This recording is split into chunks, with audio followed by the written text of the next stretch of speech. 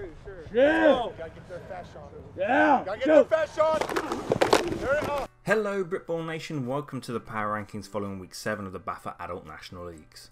Before we crack on with the rankings, remember that you too can contribute to the growth of the game by liking and sharing these videos, submitting highlights of big plays from the weekend, or help DC become sustainable by heading to gofundme.com/doublecoverage. We want to keep bringing you 7 days a week of all things Britball, but the reality is without the community's support we're counting down the weeks before we have to scale things back significantly. That said, on a lighter note, some big changes in this week's rankings, so let's jump into them.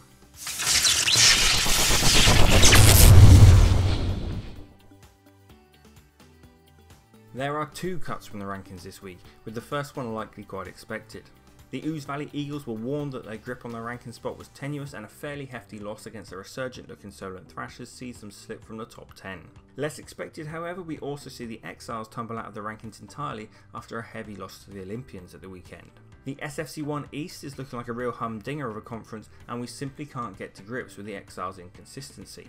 So far this year, their win, loss, draw, win, loss. Should we be expecting a tied game against the Hornets in week 8? Truth be told, we're fully expecting the Exiles and others in the East to make more appearances in the rankings later in the season, and honestly it's great to see a conference that's looking so competitive considering some of the scorelines across the league lately. 10. Saints take a fall after looking outclassed once again by the Thunder on Sunday. A couple of late scores made the scoreline look more respectable, but the Saints now only have the week off for the BAFA convention to find an answer to the Thunder, else when they meet again in week 8, the Saints will slip to a losing record. 9. After a shaky start to the season, Solent appear to have righted the ship and are right back in the running in a hotly contested SFC1 Central. They put in their best defensive performance to date against the Eagles, turning over a week 4 loss and setting themselves up as favourites when the two meet for a third time in week 11. Next up is an important game in week 9 against an Oxford Saints side that now look to be the Thrashers' biggest rival for a playoff berth. 8. The Olympians leap back into the rankings with gusto following a very convincing win over the previously ranked Kent Exiles.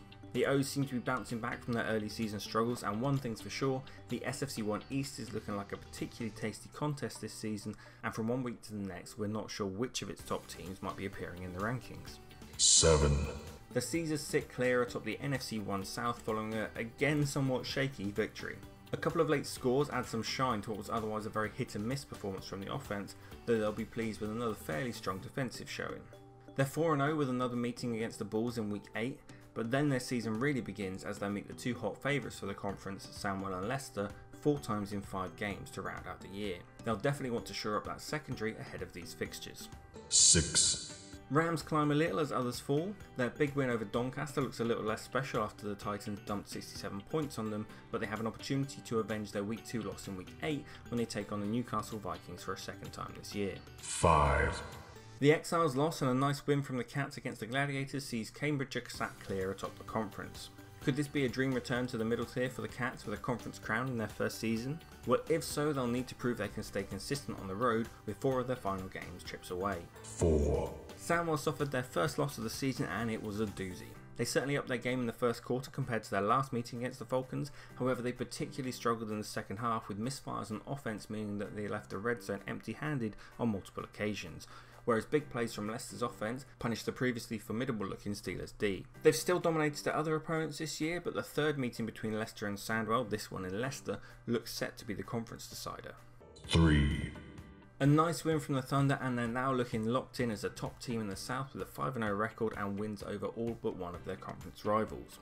We'd just like to see a few more points out of their offense to see them truly threaten the number 1 spot. That said, perhaps they're just playing a tougher calibre of opponents than our top northern teams. What do you think, nation? Are we underselling the southern sides? 2. And with their big win at a second attempt, the Falcons fly into second place in the rankings. There was a lot of debate to shift them up to number 1 following defeating the previous top team in the tier, but with a number of crucial matchups still ahead of them, we're not placing the Falcons on the throne just yet. They found their groove, particularly in the second half against the Steelers, with new additions from the Jets, Dom Olney, contributing right out of the gate with a touchdown saving end zone pick. Just one of a number of red zone stops from the Falcons defense that look much improved after allowing the Steelers back into the game in week 5. Continue on this trend and we could be seeing Falcons repeating the Bury Saints feat of back-to-back promotions, but for now we've got a new top team in Division 1 in the form of 1. Yes, the Manchester Titans top out the rankings off the back of back-to-back 50-burger performances. They're looking more and more dominant each week, with the Rams appearing the only possible contenders in their conference now. Our Programme of the Year 2016 also saw their first female player step out for the adult squad on Sunday, so all in all the Manchester programme are looking stronger than ever. Their one family focus will assure great comfort this week considering the horrendous events of Monday evening. And there you have it nation, the rankings for week 7 of the BAFA National Leagues. As always, we're really trying to start a conversation with these videos, so don't be shy and let us know your thoughts in the comments down below. Give this video a like if you liked it, a share on Facebook or a retweet on Twitter, as it only takes seconds but really helps us out in spreading Britball to the widest possible audience. Remember that as it's the BAFA convention this coming weekend, there's no league fixtures and therefore there'll be no power rankings or highlights and probably no scoop. That said, DC are heading up to Nottingham for the convention, so we'll hopefully have an opportunity to bring you some insights from a really informative weekend. In the meantime, of course, as always, play hard, play safe, and make sure you check out last week's highlights where we had enough tape submissions to create videos for each of the 3 tiers.